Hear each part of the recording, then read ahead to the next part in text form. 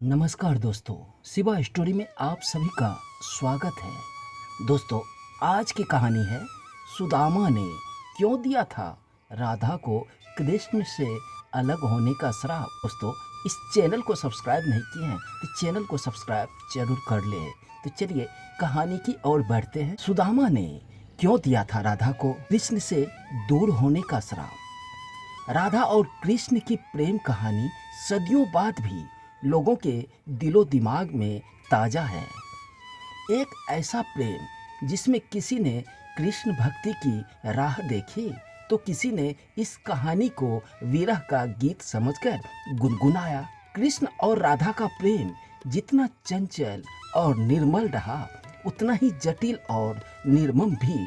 सदियों से भले ही कृष्ण के साथ राधा का नाम लिया जाता है, लेकिन प्रेम की ये कहानी कभी पूरी नहीं हो पाई। आज भी ये सवाल लोगों को कचोट रहा है कि राधा और कृष्ण का प्रेम कभी शादी के बंधन में क्यों नहीं बंधा। जिस शिद्दत से कृष्ण और राधा ने एक दूसरे को चाहा, वो रिश्ता विवाह तक क्यों नहीं पहुंचा कि संसार के सबसे बड़े प्रेम कहानी विरह का गीत बनकर रह गए। क्या वजह है कि राधा से सच्चे प्रेम के बावजूद कृष्ण ने रुक्मणी को अपना जीवन साथी चुना। उनकी कुल 8 पत्नियों का जिक्र मिलता है, लेकिन उनमें से राधा का नाम नहीं है। इतना ही नहीं, कृष्ण के साथ तमाम पुराणों में राधा का नाम नहीं मिलता है।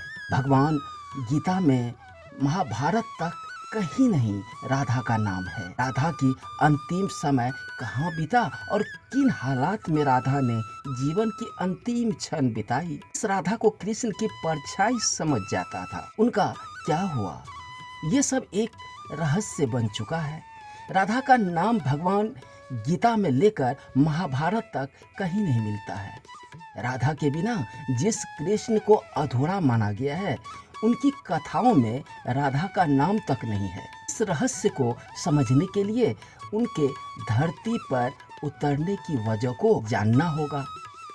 ऐसा कहा जाता है कि राधा धरती पर कृष्ण के इच्छा से ही आई थी। भादो के महीने में शुक्ल पक्ष की अष्टमी को अनुराधा नक्षत्र में रावत गांव में एक मंदिर में राधा ने जन्म लिया था। यह दिन राधा अष्टमी के नाम से मनाया जाता है। कहते हैं कि जन्म में 11 महीने तक राधा ने अपनी आंखें नहीं खोली। कुछ दिन बाद वे बरसाने चली गई, जहां पर आज भी राधा रानी का महल मौजूद है।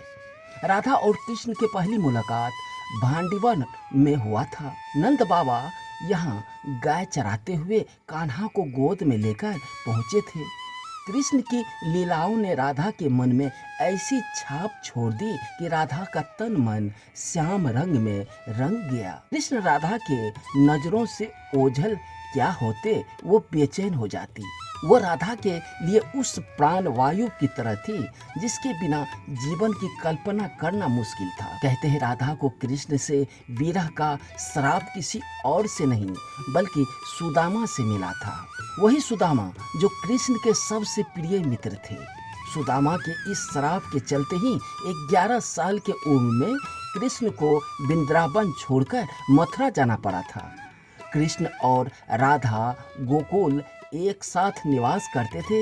एक बार राधा की अनुपस्थिति में कृष्ण विरजा नाम की एक गोपी का विरह कर रही थी। तभी वहां राधा आ पहुंची और उन्होंने कृष्ण और विरजा को अपमानित किया। बात राधा ने विरजा को धरती पर दरिद्र ब्राह्मण होकर दुख भोगने का श्राप दे दिया। वहां मौजूद सुदामा ये बर्दाश्त नहीं कर पाया और उन्होंने उसी वक्त राधा को कृष्ण से वर्षों तक विरह के श्राप दे दिया। साल बाद जब वे लौट कर तब बाल रूप में राधा कृष्ण ने यशोदा के घर प्रवेश किया। वहां रहे और बाद में सबको मोक्ष देकर खुद भी गोलोक लौट गए। कृष्ण की होकर भी उनकी न हो पाने का मलाल राधा को हमेशा रहा।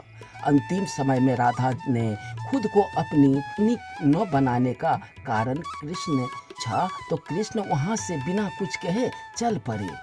राधा क्रोधित हो गई और चिल्लाकर ये सवाल दोबारा किया कि राधा के क्रोध को देखकर कृष्ण मुड़े तो राधा भी हैरान रह गई। राधा के रूप में थी। राधा समझ गई कि वो भी कृष्ण ही है और कृष्ण ही राधा है। दोनों में कोई फर्क नहीं है। राधा कृष्ण की न होकर आज भी उनके साथ पूजनीय है। राधा कृष्ण की प्रेम की ये कहानी अधूरी होकर भी अमर है। दोस्तों, ये कहानी पसंद आई हो तो चैनल को लाइक सब्सक्राइब जरूर कर ले। धन्यवाद।